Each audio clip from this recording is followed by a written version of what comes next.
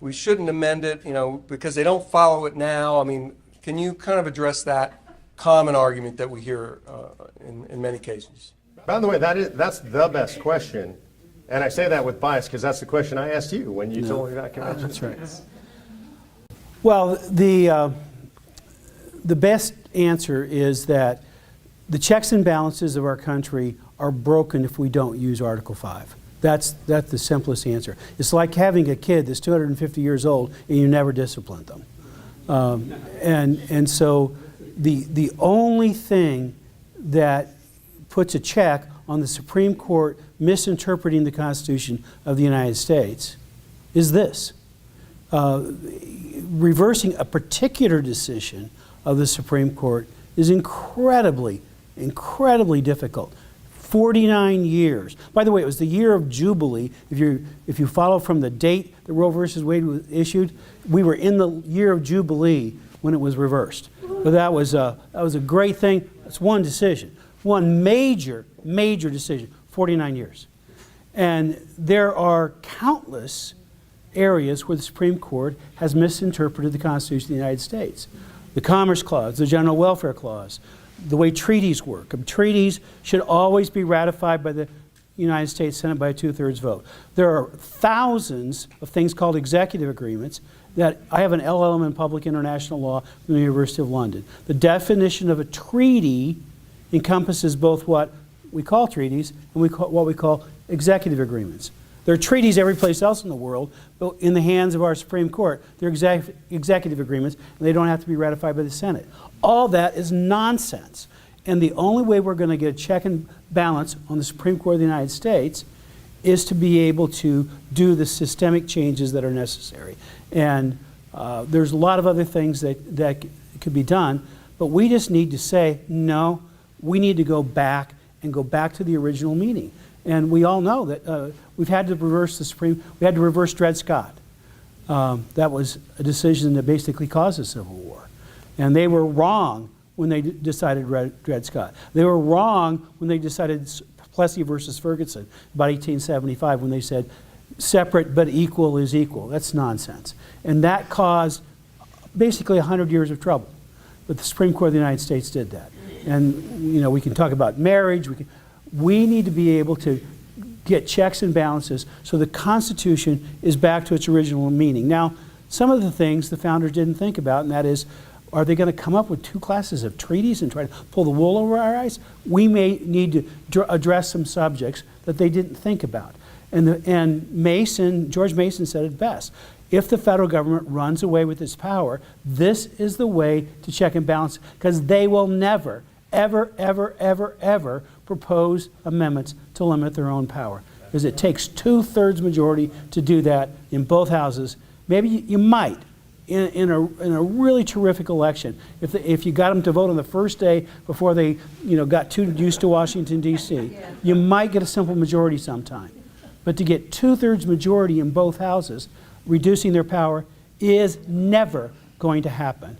And so this is the way to do it. If I can just freelance off, I don't know if you have this written or down or not, but the question that the argument that usually is bolstering the runaway convention is something that also Earl Warren promulgated. Warren Burger. Both of them probably agreed to it, but Warren Burger is the one who promulgated. I have a hard time distinguishing them in terms of their philosophy or anything. But Warren Burger, as chairman of the bicentennial of the Constitution, said the Constitution of the United States was illegally adopted, the result of a runaway convention. Now, every published law review article that I could find says the same thing, until I wrote one. It was published by the Harvard Journal of Law and Public Policy. It was published about 6 years ago. And if you want to look it up and read it on the internet, it's called Defying Conventional Wisdom. You just put that name in and my name in, it'll come right up on the internet, and you can read it for free all by yourself and share it with anybody you want.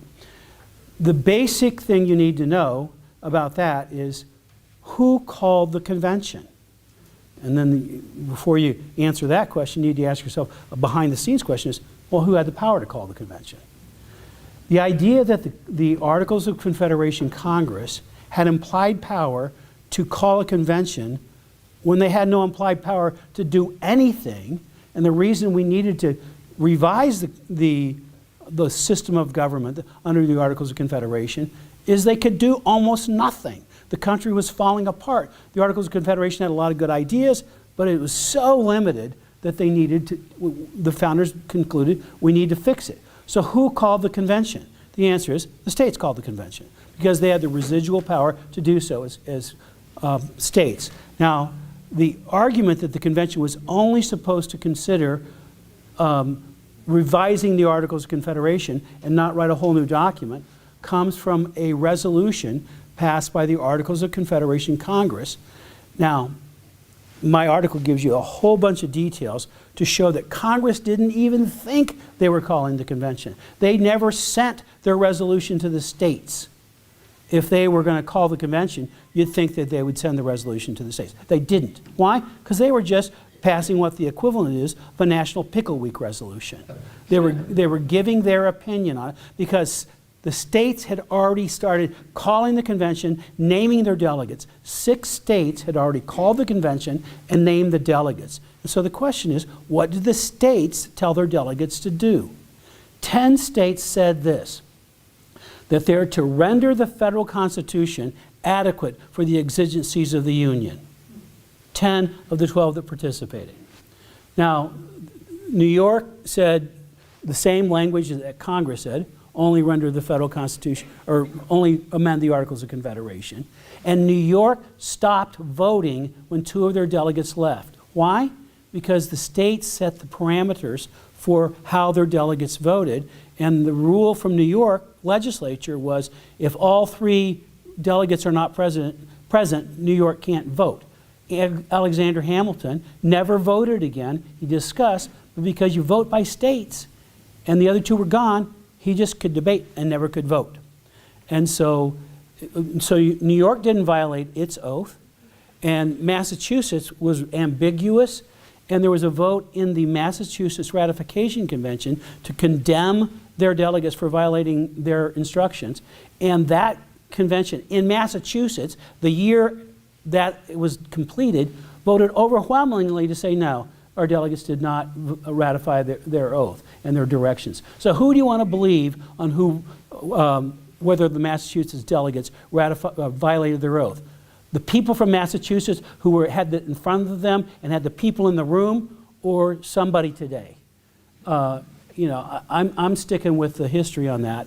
And so did they do what the convention was supposed to do? They were to render the federal Constitution adequate for the exigencies of the Union. Now, there's a lot more complexity to that, but the simple answer is the states called the convention. They did not say only amend the articles, and they exactly followed what each and every state legislature told them to do. They obeyed their instructions. There was no runaway. It's a myth. Now, why do you think the left has pushed this myth for so long?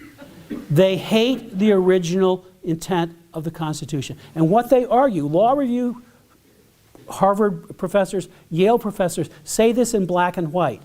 Well, you guys can't call for original meaning of the Constitution. After all, it was produced by a runaway convention, and we just need to take it more loosely and have the living Constitution rather than originalism.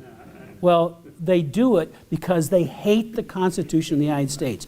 And I defy anybody on the right who claims they're a constitutionalist and at the same time says our Constitution was illegally produced by a runaway convention. They are committing defamation against the Constitution of the United States. And if they think it's illegal, why are we fighting to preserve it? They forfeit all right, as far as I'm concerned, to ever take an oath of office to defend the Constitution of the United States if they at the same time say it's illegally adopted. They say that. I think they forfeit any leadership in this country whatsoever. Hey, Jeff, before you go to question, there's one thing I want to add, because Mike, this is something you said to me when we were on the phone, and I said, well, they don't follow the Constitution right now. Oh, yeah, back to that. And Mike's answer was paradigm shifting for me. Every conservative you talk to says they don't follow the Constitution, and Mike said, well, it depends on what Constitution you mean. Yeah. And nobody had ever said anything like that to me. And I said, what do you mean? And he said, well, and I'm paraphrasing, but he basically said, well, you're referring to the original Constitution, the one we all know and love, but the Constitution now is the Constitution as interpreted by the United States Supreme Court since ratification. And I have one that sits on my desk. I bought multiple copies now. Now it's over 3,000 pages long. It weighs over 10 pounds. And he said mostly the government does operate within the bounds of that Constitution. And so this is important to note and important to acknowledge that what we're trying to do is get away from that giant, what we call the Conan, right? The Constitution annotated all these cases and get back to something closer to the original Constitution. Amen. Yes, great, thank you. So a couple, some questions now from the audience. Really good questions. We'll see if we can get, hopefully maybe one for each of you. But Mark, this question is, after 34 states sign on, then what? In this evil and corrupt world, those in power will not give up without a fight. Is COS really a viable and workable solution considering the current state of affairs? I mean, first of all, I don't ever want to be Pollyanna-ish. This is a war. I mean, this is really serious stuff. And I would say there's going to be, and there is right now, massive organized pushback. And lest you be confused, that pushback's not just going to come from the left. It is going to come from the left monolithically. But you're going to see pushback, I believe. We haven't seen it directly yet, but I did in the Tea Party days from the U.S. Chamber of Commerce. They're not going to like it. The unions aren't going to like it. If you go to Washington, D.C., anybody who has a building in Washington, D.C., or big offices in D.C., they're all going to hate it because they love centralized power. Much easier for them to affect the levers of government if it's all in Washington, D.C. So I expect massive pushback, the scale we've never seen before. Well, maybe akin to what you saw, which was the war on President Trump when he got elected, right? So there's just going to be incredible forces aligned against it. Are we prepared for that? I would say we are mentally and hopefully spiritually prepared for that. I don't think you can ever be wholly prepared for it, because I think what we're going to see is the power of the state come against us. And I've experienced this before in the Tea Party movement. The IRS targeted us. We see it with a lot of the stuff going on with the January 6th defendants. We see it with the FBI and what the FBI and the DOJ are doing right now. So I think we're going to have a full-blown battle on our hands. But I think this is an important battle. And one of the things I like about the division in the United States right now is the sides are becoming very clear. Right? There used to be kind of a blending. Democrats just have a different version for the country. We're in a different time now. You know, when the left says you should kill babies, men can be women, women can be men, there are 957 genders, we should teach kids to be racist. I mean, the divisions are becoming very real, and in my opinion, very clear between what I would describe in America, forces of good and forces of evil. And so that's the battle that we're going to fight. Is it possible to win that battle? My answer to that is, honestly, only God knows, right? I don't know.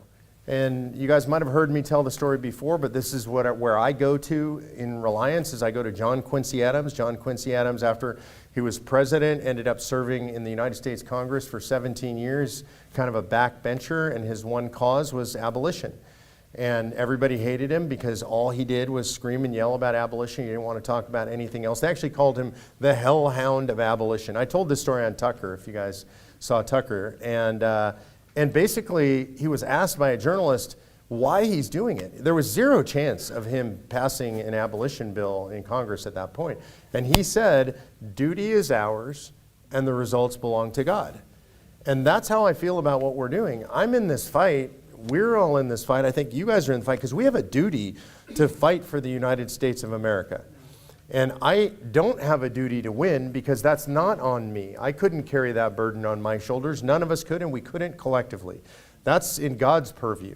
But we do have a duty to fight, and I think that we have largely in our society forgotten what the concept of duty means. When you're doing your duty, it often means you're doing something that is not necessarily to your personal benefit, of which you might never personally experience the fruits of your labors. You're doing it for other people, for bigger purposes. You're doing it for God, for country, for family, for posterity. And so I would just say, can we really succeed? My answer is, I don't know, but I'm going to put everything that I've got into it, and so are millions of others, Americans across the country. Yep, great. Yeah, the only other one that we hear sometimes, we've heard it in the Senate last year, and there's a group of them that are kind of must be trading notes, but, they talk about how, well, we don't know what's going to happen in 10 years in the legislature in North Carolina. We can't trust a future legislature. Maybe, Michael, address that, the concept that, the resolution gets passed in North Carolina, but in 10 years the legislature turns over. Maybe we're still not at convention yet, but what's the argument that, explain to people why that's just not a logical argument to worry about what a future legislature. Well, let's just assume that in 10 years the delegates that are appointed from North Carolina are the same political stripe as the delegates that we appointed from California today. Let's just assume that. Okay. What happens? They go to a convention and they discuss these three things. That's all they can talk about. And so, are they going to agree to anything on reducing federal power? No. Are they going to agree to anything on any of the other subjects? No. And so they will vote no on everything. There's nothing affirmative that they can do. They can go and vote no. That's the worst that happens. Now, as far as I'm concerned, if we had a convention, I don't think it'll do nothing, but it might just do one thing.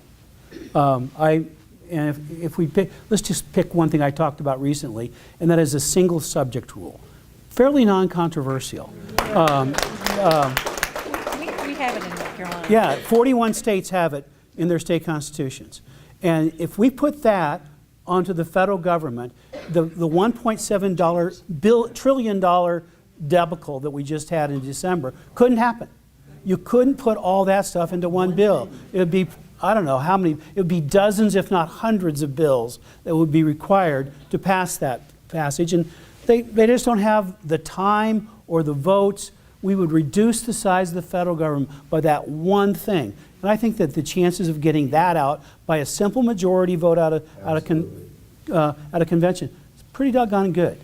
And so, but we prove that the process works and is safe. That's worth so much, because then we can build momentum and come back, because I guarantee you we won't get everything we want. Right. We won't get everything. But if we get one thing out and it's safe and effective, then now we can start it and we keep going. What type of Supreme Court challenge can COS expect as we get closer to 34 states? I don't think that there's anything that is likely to come to the Supreme Court of the United States. It's just, this is so clearly in the text of the Constitution that unless somebody does something procedurally wrong, then it's going to be okay. The thing that, if I was pushing the balanced budget amendment or something like that, which I like the idea of a balanced budget amendment, and there's another independent effort, but the state resolutions don't match each other. And litigation could arise for that approach to say these should not aggregate because they're worded differently. Every state that has passed the COS resolution has, in the operative part, the preambles, the whereas and all that, that changes, and that doesn't matter. What matters is the operative part of the language is identical. And so as long as we stick to that, I think there's nothing that can be litigated that is foreseeable. Now, let me just tag on one thing. The most recent Article 5 litigation in the country is about the Equal Rights Amendment. When Congress tried to fiddle with the process in the late 1970s, and it was supposed to have, in fact, the resolution that came out of the United States Congress said that it had to be ratified by the 3/4 of the federal state legislatures within 7 years. They got close to the end of the 7 years, and Congress, by a simple majority vote, and Jimmy Carter signed it as if he had any authority to sign anything under Article 5, signed a bill that said we're extending it 3.5 years. I filed the first litigation challenging the constitutionality of that effort. And so some others with more experience, because I was 12 in 1970. And so I actually, I'd been out of law school 2 years. And so I was able to dismiss my own case, and join like 2 weeks later with a case that was filed by more experienced lawyers in Idaho and Arizona, and we worked together as a team, and we won that litigation. Now, as you probably know, a group of states have tried to re-up that and have tried recently to say it never expired and all of that.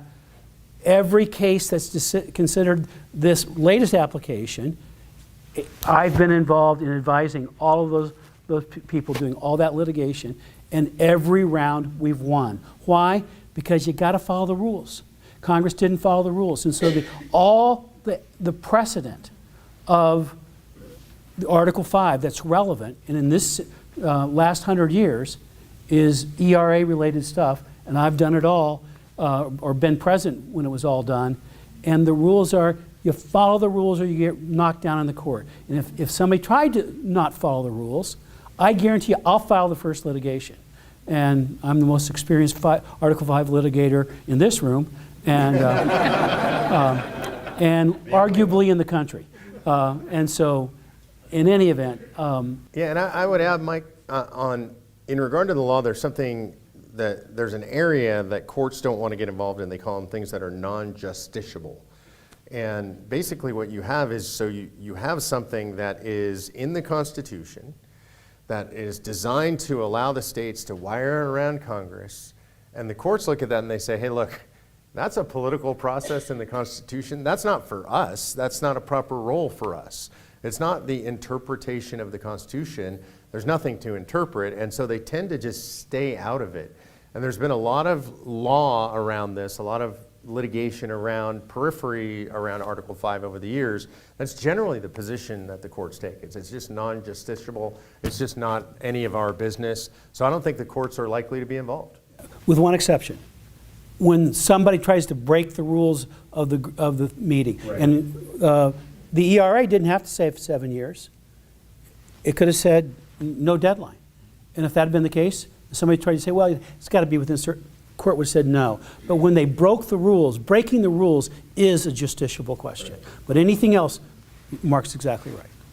All right, very good. So switching gears a little bit, I've had these comments before. You addressed it a little bit, Mark, at the summit. This question might be the person that I interacted with prior to him registering for the event. But, we're a nonpartisan organization. Yeah. I mean, the problems in this country are nonpartisan. Both parties are to blame. But the fact is, when you go to a legislator or Democrat and you talk about being nonpartisan, they go to the website, it's red meat. Oh, yeah. So talk a little bit about why that's the way it is and the rationale and that whole topic. Yeah, and this has long been a difficulty for the organization, I would say, since the very beginning. And because the idea is nonpartisan in the sense that our goal is to take power away from Washington, D.C., and you'll never hear us say, take power away from Washington, D.C. and give it to Republicans. Or take power away from Washington, D.C. and give it to conservatives. Because the truth is, the entire idea is take power from D.C. and give it back to the people in the states. And what that means, in effect, is California can be more liberal, and California wouldn't be subject to things that they consider too conservative, maybe under a Trump or a conservative Supreme Court or Republican Congress. And so it really is, in that sense, truly a nonpartisan project. But here's also the reality. The project was founded by myself and Mike Ferris. We're conservative guys. We're both evangelical Christians. I'm an evangelical Christian Jew. I'm of the right. I'm not a Republican in the sense that I haven't been a registered Republican for a long time, but generally speaking, pretty much always I vote Republican because that's always the lesser of two evils I find in the elections that I face. And then you look at the people who endorse us. And you've got Levin, and you've got Hannity, and you've got Ben Shapiro, and you've got all these people who are conservative figures nationally known who endorse us. And that's just the reality of who we are. And we could hide that, but that wouldn't be honest. And honestly, anybody would scratch the surface and they'd find us right underneath the surface. So we really are who we are, and we can't run away from that. And then in the end is this. There are so few today, because of the tribalism of the left, so few Democrats that I could get to publicly support us. So, you know, if I could find like a out Democrat that would say that they would put their endorsement on our Convention of States webpage, I would absolutely do it in a hot minute. I'll tell you one brief story to close this out, and I don't want to name his name, but there's a very, very well-known legal scholar who is of the left, who is in favor of what we're doing, who will not publicly say so because he says, I would lose half of my support if I did that. And so while we don't intend this to be a partisan issue, the reality is it has become such. And then the last thing I would say is remember, every election, and we're essentially running a decade-plus long presidential election, there's a primary first. And in the primary, what you do is you work to solidify your base. And our base, our easy, low-hanging fruit base, are people who believe like us. They're conservative, originalist, constitutionalist. They stand and say the Pledge of Allegiance. A lot of them pray before a meeting or a meal. And so that's just the natural constituency for Convention of States. So it is strategically wise to go after that constituency as opposed to trying to get a few people on the left or Democrats that we might be able to get to come over and cater to that and thereby lose our main constituency. Well, folks, I really appreciate it. I want to maybe give a big round of applause to our panelists up here.